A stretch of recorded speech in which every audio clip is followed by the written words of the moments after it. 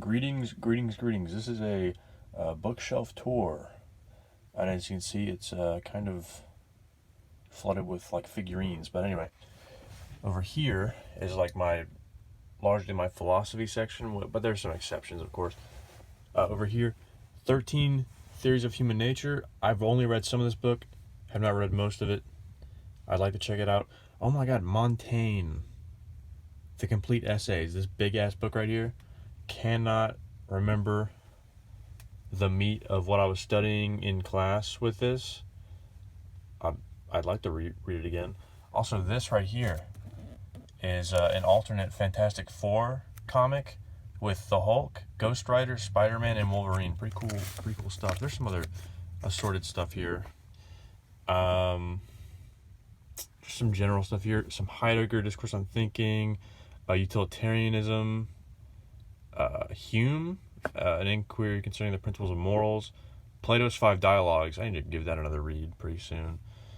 Kant, The Grounding for the Metaphysics of Morals. The categorical imperative. If unless I'm mistaken, I'm pretty fucking sure that that's where the categorical imperative comes from. Discourse on Method and Meditations on First Philosophy by Descartes. Edmund Husserl, Cartesian Meditations. This is interesting because it attempts to bridge the gap between philosophy and science by systematizing how we think about philosophy. It was an interesting read. Hannah Arendt on violence. Frankenstein is here, which I actually studied in my ethics class. The Souls of Black Folk by Du Bois. Amos Oz Unto Death. This is actually a selection of short stories. And that book and a few others that are in my collection, I got from the English building at the University of Memphis, because after a while in my last year, they just put a bookshelf in the lobby and just had some books out and just had a sign saying, hey, if you want a book, take it. So I ended up taking, I believe, 4 books during my time there. Or no, I think it was 5. I don't remember, but I'll point them out as we move along.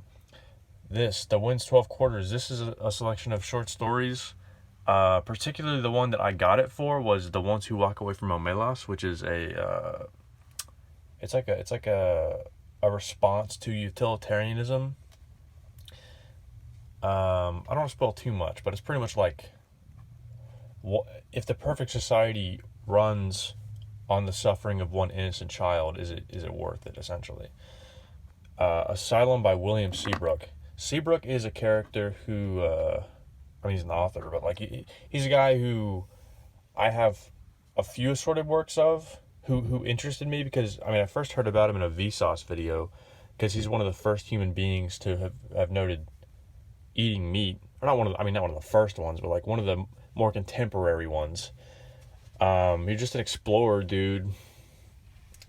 And he went to this tribe in Africa, I want to say. I don't have that book. It's called Magic Way, or Jungle. It's called Jungle Ways. I don't have that book. But essentially he goes to this African tribe, cannibal tribe, and wants to eat with them, and they tell him no. And so he goes to a hospital in Europe or something, and they let him eat some meat because he has connections or some shit.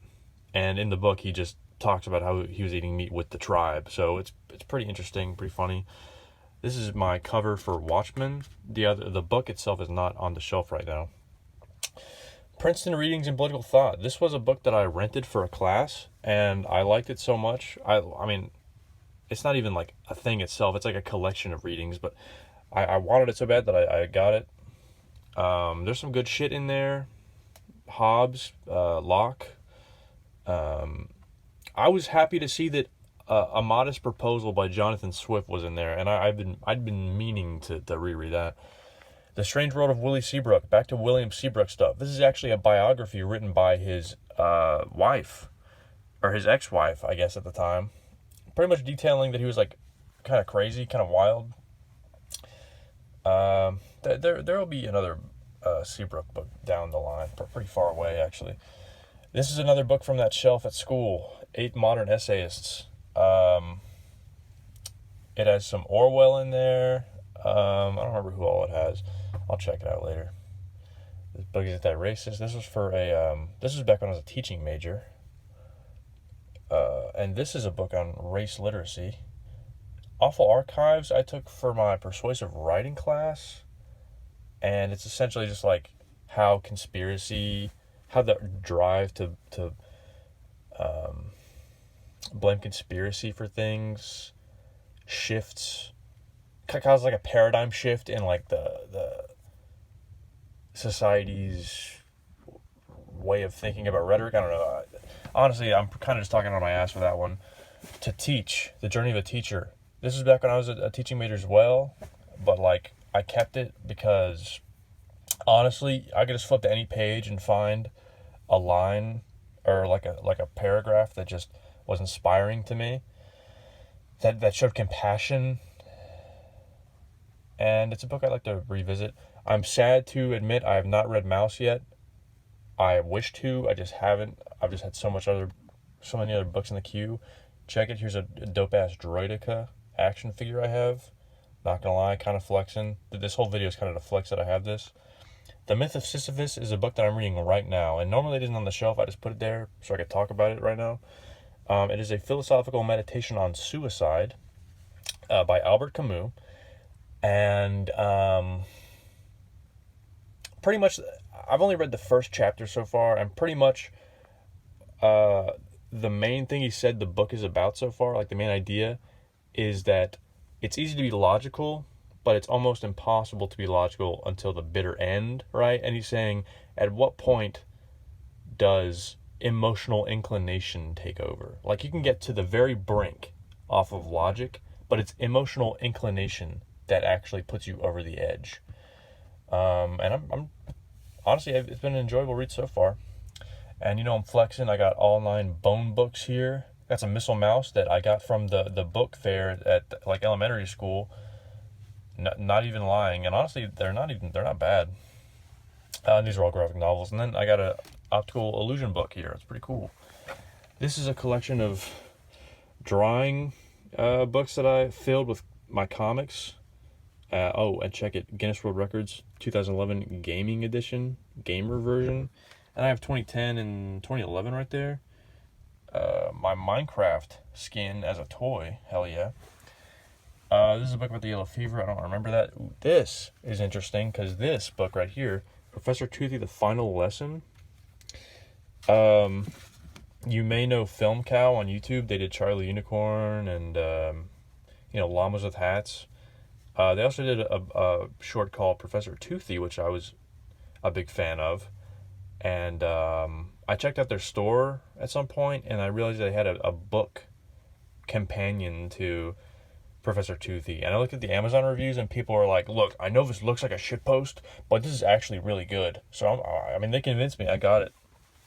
Anne Frank, Diary of a Young Girl. Oh, Never Let Me Go was actually also a compelling read. I read that for my...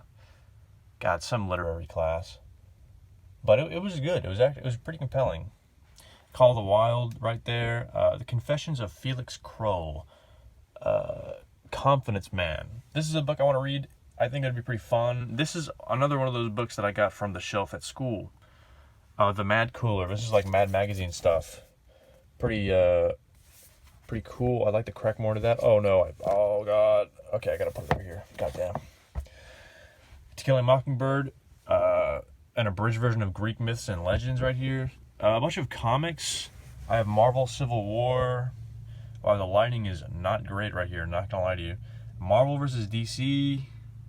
A compilation of Bane comics, some Deadpool stuff. Oh, some Batman Beyond comics. Oh, and this over here, which you cannot fucking see it because it's black and there's no lighting here, is like a comic adaptation of the original screenplay for the original Star Wars. So like Lucas took out Starkiller. The story is a bit different. It's pretty cool.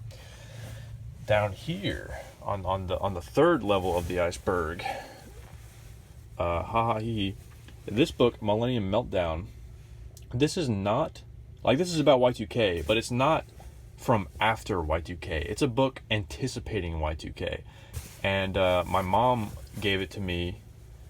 Basically, it's like a like a memento for that time, because like a friend of hers was really freaking out about it. I was like, you need to read this book. And my mom was like, okay, dude, whatever. And then nothing actually ended up happening in Y2K. But I intend to read this just because, to see that perspective, Tim and Eric Zone Theory. This is like a comedy pyramid scheme satire. It's pretty fun. I like it. There's like a whole section on penises. I guess spoiler alert, sorry about that. So now you're a zombie. This is like a fun guide if you become a zombie. I've not read a Game of Thrones yet. Here is my Calvin and Hobbes collection. And some Leo. I love Leo as well. I mean, Calvin and Hobbes is goated. Honestly, in my opinion, so is Leo. American Born Chinese. That's a graphic novel. The Abominable Mr. Seabrook by Joe Ullman. This is another biography on William Seabrook in graphic novel form. I have not read it, but I intend to, obviously. My friend Bryce gave me this book, The War on Normal People by Andrew Yang. Jesus, could you tell I have a speech impediment there? 4 compilations of the Oatmeal comics. I love the Oatmeal. They're very funny. I recommend. Textastrophe. That was from my early teen days. It's still kind of funny. It's pretty much just like a dude going on Craigslist and pranking people. Say what you will about that being kind of a dick move, but there's some funny stuff out of that. The Houdini Box by Selznick. I remember this being very compelling. I have not read it since I was a kid, but Selznick has done some great stuff. You may be familiar with The Invention of Hugo Cabret, which was later adapted into a movie called Hugo. I have that book. It's just not on the shelf here. The Crucible, Treasure Island of Mice and Men, Julius Caesar, Lord of the Flies, Malcolm X, some Agatha Christie here with The Murder of Roger Ackroyd and Murder on the Orient Express. Kite Runner, Jesus, man, that book's pretty fucked up. I recommend it. It takes place in Afghanistan. There's themes of Bacha Bazi, or Bachi Bazi, the Dancing Boys. And regardless, A History of Weapons. That's a dope book. It starts out with a rock. I'm pretty sure. It starts out with just a rock, and it ends around the time of, I want to say around the time of the blunderbuss. I could be mistaken on that. I think it may go actually a bit further. I can't recall, but anyway, down here, The Last Layer, Modern Manners, The Financial Diet, some Ernest Hemingway here with The Sun Also Rises. I'm not too familiar with Hemingway's work, not gonna lie to you. On the Road you cannot even see this book. The lighting is so trash. Jack Kerouac, and honestly, I probably just butchered his name hard. Romeo and Juliet, Count of Monte Cristo, Tom Sawyer, Shaban. I'm not too familiar with. I believe it's a novel. Yeah, it's definitely a novel. This Hellbound on His Trail is a book about the chase of Dr. Martin Luther King Jr.'s killer. And this is some JoJo's Bizarre Adventure stuff right here. Rohan at the Louvre by Hirohiko Araki. Pretty much, this was promotional material between JoJo's and the Louvre. Because Hirohiko Araki, he was the first mangaka, or manga creator / writer / artist, to have work shown at the Louvre. So alongside that, he wrote and produced this book, and it was thankfully published, translated as well. So I grabbed a copy. I enjoyed it. I honestly enjoyed it. I'm not sure if it's officially part of the Thus Spoke Kishibe Rohan series, because that's essentially a series that focuses on this character, Rohan. I do not know if it's considered a part of that series. I'm pretty sure it's not considered canon with the normal series, because I believe it's shown that he had his stand earlier than part 4, and in part 4 he pretty much says, I got my stand from the arrow. I could be totally mistaken on all this stuff. Honestly, it's been so long since I've actually taken the time to think about it. 1984, Scott Pilgrim, All 6. This book I really want to check out. Shake Hands with the Devil, by Lieutenant General Romeo Dallaire. And honestly, I feel really bad because I know I butchered that hard, but it's pretty much like his take on the Rwandan genocide, because he was there and he tried to stop. He tried to stop it. He tried to stop a lot of the killing, but by calling for reinforcements, but they just never came. I'd love to read that book. The Conspiracy Against the Human Race is a book I'm interested in reading. It's considered by many to be an anti-natalist text, which is essentially the belief that it is morally incorrect to have children. I am not an anti-natalist myself, but I did want to hear the point of view, and I'm a bit compelled by the overall theme, that the assumption that life is this unalienable gift, or not unalienable, that's the wrong word, but it's just is specifically a gift, is like a fallacy. Like, that belief is a fallacy. That was an interesting belief, and it convinced me to get the book. This is another book by the same author, Thomas Ligotti. It's actually a collection of two stories, Songs of a Dead Dreamer and Grimscribe. Apparently it's really scary, really horror inspired. Not horror inspired, it is horror. I'm just talking on my ass so much that it comes out stupid.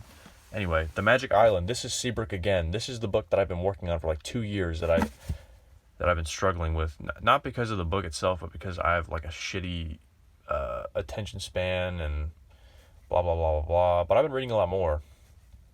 And this book is proof, The Things They Carry by Tim O'Brien. I first read this in high school. Wow, you cannot see anything with this lighting, but check it out. It is like an anthology of some short stories about a platoon in Vietnam, and the author himself was in Vietnam, and he has a self-insert character through Tim O'Brien, who also later becomes an author in the book, but they're not necessarily the same people because the events in the story are fictional at the root of it. But one of my favorite things about this book, it is a meditation on some things, like loss, or like being forced into a situation, or etc., like the things you'll experience if you're at war, whatever, right? And for me to just kind of reiterate what he says, I think would not be doing justice to his writing. But one of my favorite things about this book is that since he was there, actually, some lines are blurred between what might be real and what might be totally fiction. And in fact, that's one of the main themes of the book too, is like, if it's true in a story, then it may as well be true. It's honestly, it's so abstract that it's not even so abstract, but it's abstract to me, because it's like, it may be false in reality, but if it's true in the story and it makes the story better or more compelling, or makes it truer for the audience, that's what his point really is about. Relative truth. If it makes your story more real to the audience, then it may as well be real, The Age of Betrayal, The Triumph of Money in America. I got this book because it was recommended as a source to me for my research paper in U.S. constitutional history, because the teacher had us pick a Supreme Court case to write on, and I chose Santa Clara County versus Southern Pacific Railroad Company, which was I believe the first case where corporations were recognized as people. So this bookmark is actually the chapter that focused on that case, but the entire book goes further than that and just shows how money overall took control in America. So I would like to read it all the way through. I read that chapter all the way through, and I really liked it. I really liked the perspective that was portrayed by the author, Jack Beatty. Forgive me if that's incorrect pronunciation. And these last two books are from, you can even tell there's a book right here because of the lighting. But these two books are also from that bookshelf at school. This is Glimmer Train. This is like a short story collection that I believe people submit to. I don't know if it's on a monthly basis. No, it seems like it's on a seasonal basis because it says spring 2013 up there. Oh, this is issue 86. I have not really touched it. And this book Connecting with Places. This is a collection of poems, specifically on the theme of place. So, I mean, there's some interesting stuff in here. I mean, honestly, I'd like to believe for some interesting stuff in all of my books here. Especially, what's something funny I could say? You know what? I fumbled the bag. The joke is no longer there. But check it. There's a jellyfish. There's a bunny. There's a tortoise. Like, what else is there to say?